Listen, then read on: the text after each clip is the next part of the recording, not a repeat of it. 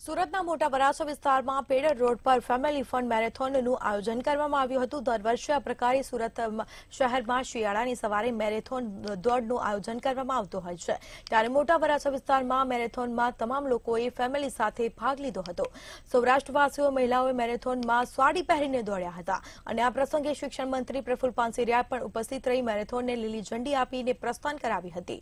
Aerobic doctor દ્વારા મહિલાઓ અને પુરુષોને યોગ અને એરોબિક પણ કરવામાં આવ્યા હતા।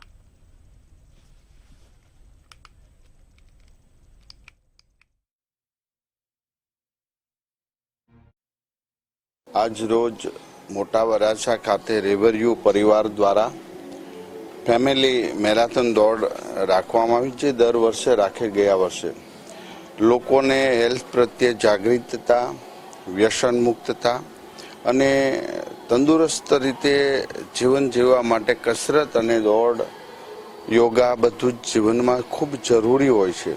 ત્યારે અમારા રેવરયુ સોસાયટીના ઉત્સાહી યુવાનો અને પરિવારો દ્વારા આવી વિવિધ પ્રવૃત્તિમાંની આ એક પ્રવૃત્તિમાં હું આજે આ મેરાથોન દોડની અંદર હાજર રહી અને તમામ આયોજક મિત્રો પરિવારજનોને હું હૃદયપૂર્વક અભિનંદન પાઠવું છું।